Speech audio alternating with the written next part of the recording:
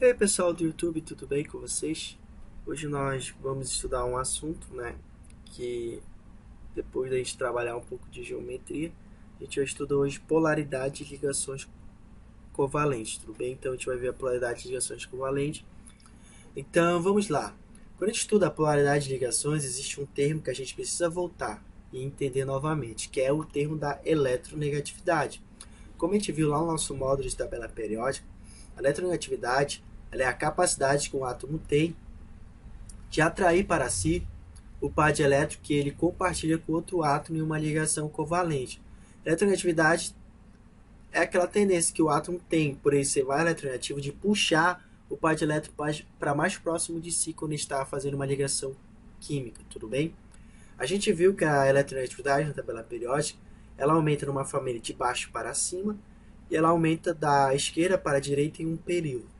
A gente viu também que Linus Pauling quantizou a eletronegatividade, que é o valor que está aparecendo nessa tabela abaixo do símbolo do elemento eletronegatividade, sendo que o elemento mais eletronegativo na tabela periódica é o flúor, ou seja, o elemento que quando se liga a outro átomo tem tendência a atrair mais fortemente o par de elétron que está sendo compartilhado para próximo de si. É o flúor, tudo bem? O flúor vai ser o cara da eletronegatividade. Então, pessoal, a partir dos valores da tabela, a gente tem uma fila, tá, de alguns elementos químicos que geralmente vão aparecer no estudo de química quando você está trabalhando essa coisa de eletronegatividade, que vai ajudar na polaridade de ligações e também na polaridade da molécula, tudo bem? A gente tem ali a ordem de sentido crescente de eletronegatividade. Os elementos menos eletronegativos da tabela periódica são os metais, tudo bem? Acima dos metais nós temos o hidrogênio e o fósforo, que tem polaridade praticamente igual. Acima deles, pessoal, nós temos o carbono, o enxofre e iodo, que possuem eletronegatividade praticamente igual. Acima deles nós temos o bromo. Acima do bromo nós temos o nitrogênio e o cloro, que possuem eletronegatividade também semelhante. Acima deles nós temos o oxigênio e acima de todos, pessoal, o flúor. O flúor é o elemento mais eletronegativo da tabela periódica, tudo bem? Essa ordem é importante vocês pelo menos terem noção. Professor, eu preciso gravar ela? Não, pessoal. Caso você não grave isso aqui, que nem precisa tanto, você pode lembrar da tabela periódica, saber a tendência de eletronegatividade da tabela periódica. Sempre lembrando, a eletronegatividade geralmente é para átomos menores. Átomos menores são mais eletronegativos devido ao seu núcleo estar muito próximo da sua camada de valência. Ele atrai muito fortemente tanto os elétrons dele quanto os elétrons de outros átomos que se ligam a ele. Então, pessoal, quando a gente fala de ligações covalentes, elas podem ser de dois tipos. Elas podem ser polar ou apolar. A polar, pessoal, ela é estabelecida entre átomos de diferente eletronegatividade, tudo bem? Eu estou ligando átomos diferentes. Já que são átomos diferentes, possuem eletronegatividade diferente, e essa diferença de eletronegatividade vai fazer o elétron, o par de elétrons, estar mais próximo de um átomo do que de outro, porque o átomo mais eletronegativo vai atrair mais fortemente aquele elétron para perto de si, criando polos na ligação, tudo bem? Já, pessoal, a ligação apolar, ela é estabelecida com átomos com eletronegatividade igual, ou seja, é o mesmo tipo de átomo que está fazendo ligação química, como, por exemplo, gás de hidrogênio, gás de flúor, gás oxigênio, tudo bem? São o mesmo átomo, já que estão com o mesmo átomo, não vai se criar polo, por isso que é apolar, porque a força de intensidade que eles estão puxando o elétron para perto de si é a mesma, então acaba se anulando.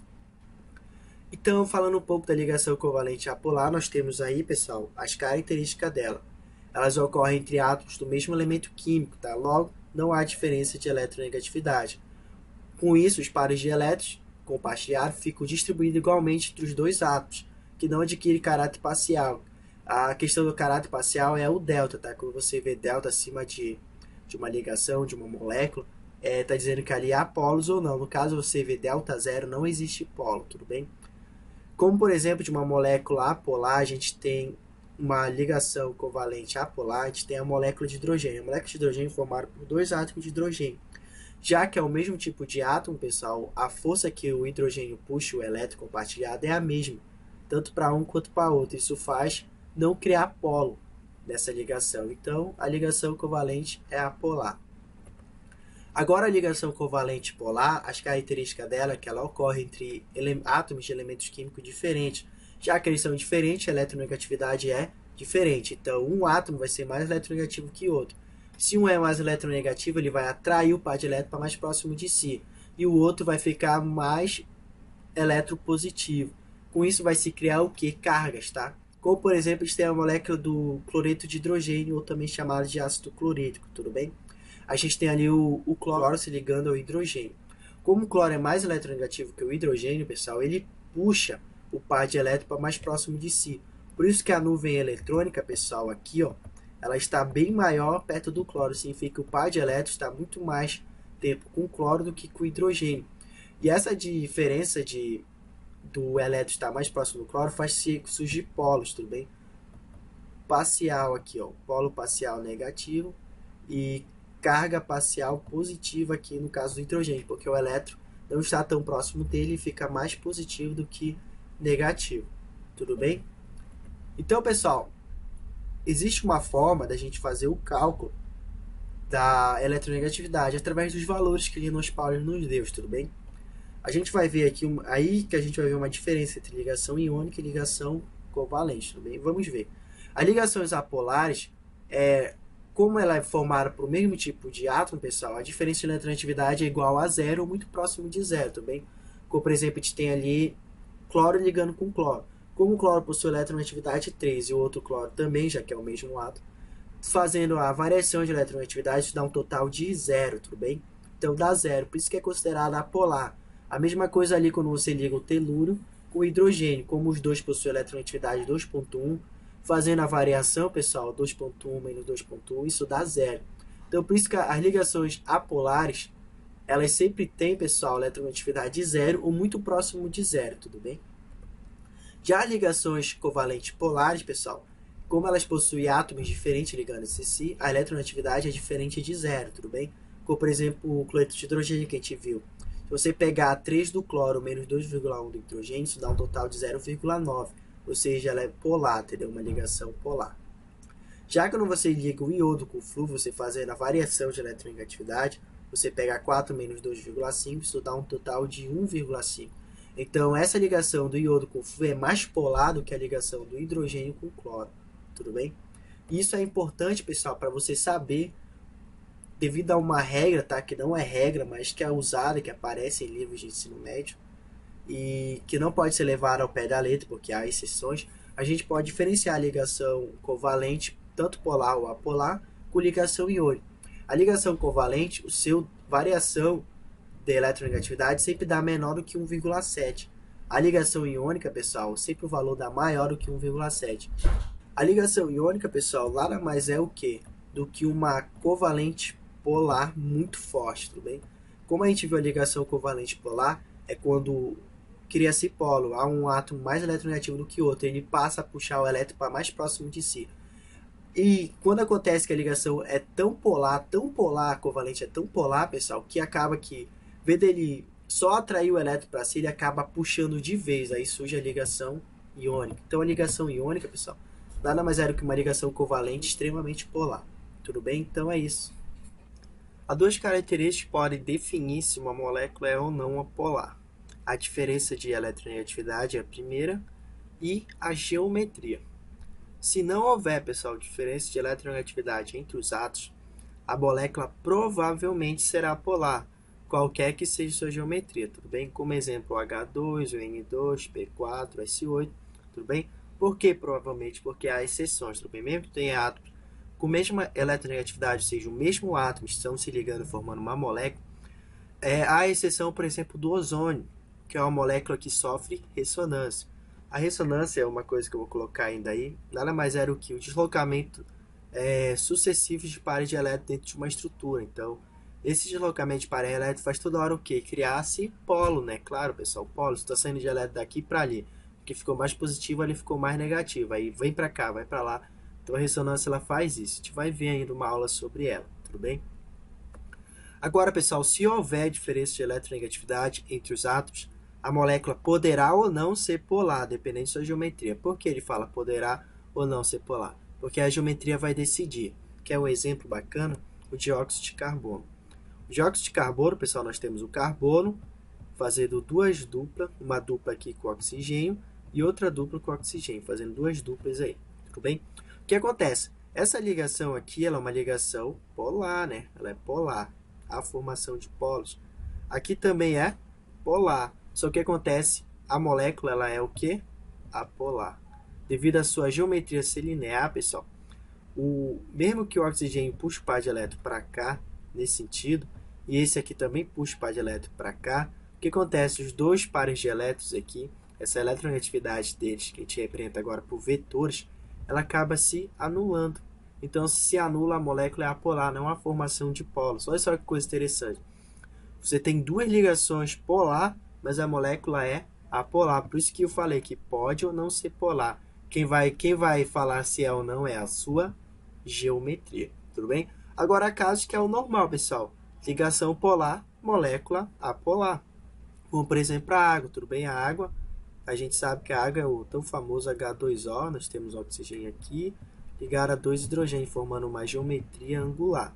Também está aqui, ligado aqui e ligado aqui, tudo bem? A água tem essa geometria angular. Aqui a ligação ela é polar, tá? O oxigênio é mais eletronegativo, então ele puxa o elétron para mais próximo de si. Aqui também. E a resultante disso vai dar por aqui, entendeu? Vai dar um vetor nessa direção aqui. Então a molécula tem ligações polares e a molécula em si é polar, tudo bem? Então, como é que a gente trabalha essa questão de polaridade ou não? Através de vetores. Então, você que não sabe muito de vetor, dá uma estudadinha, tá, pessoal? A gente trabalha especialmente o vetor momento dipolar resultante, a gente chama de UR, tudo bem?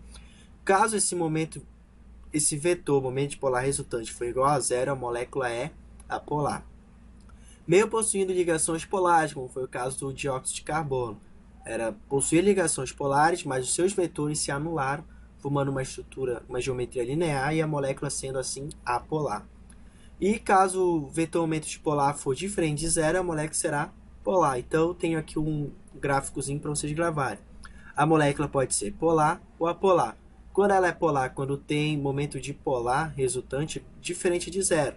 Quando é que ela é apolar? Quando tem um momento dipolar resultante igual a zero, tudo bem? Então vamos ver alguns exemplos aqui. Nós temos ali o cloreto de hidrogênio. Você sabe que o cloreto de hidrogênio é a formação de polos. O cloro ele é mais eletronegativo. Ele puxa para si aquela ligação, puxa os elétrons sendo ligados para mais próximo de si, formando o polo, tudo bem? Então, quando a gente vai trabalhar a questão do vetor, momento dipolar resultante, o vetor sai nessa direção. O vetor sai nessa direção, né, do hidrogênio para o cloro, porque o cloro está puxando esse par de elétrons mais próximo de si, devido a ele ser mais eletronegativo. Com isso, você fazendo a questão dos vetores, o momento dipolar é igual ao momento dipolar resultante, sendo assim diferente de zero, porque é apolar, porque o vetor vai nesse sentido, não se anula. Então, a molécula do cloreto de hidrogênio ela é uma molécula polar, porque o momento dipolar resultante dela deu diferente de zero. Aí temos outros exemplos aqui, ó, o dióxido de carbono que a gente viu. Tem geometria linear, tudo bem? E o que acontece? O oxigênio é mais eletronegativo, então os vetores saem do carbono para o oxigênio e do carbono para o oxigênio no outro lado, tudo bem? Os vetores se cancelam, pessoal, tudo bem? Tu tá puxando para a esquerda ou tá puxando para a direita, isso se anula, a força é a mesma. Então, já que U é igual, o momento dipolar resultante é igual a zero, a molécula é apolar, tudo bem? O mesmo caso aqui para o ácido cianídrico, hein?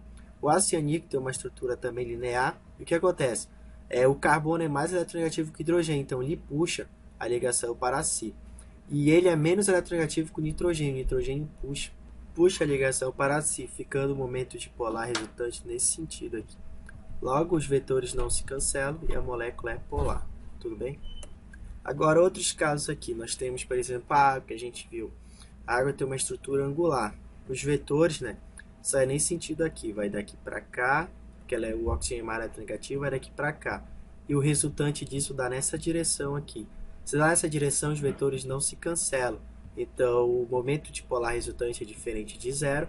E a água ela é uma substância, é uma molécula polar. Tudo bem? Aí o exemplo da amônia, que a amônia que está ligada a 3, o nitrogênio está ligado a 3 átomos de hidrogênio. Tudo bem? O momento os vetores vão nesse sentido aqui, ó. Que o nitrogênio é mais eletronegativo que o hidrogênio. Então, eu vou nesse sentido aqui. E o vetor resultante vai dar nessa direção, eles não se anulam.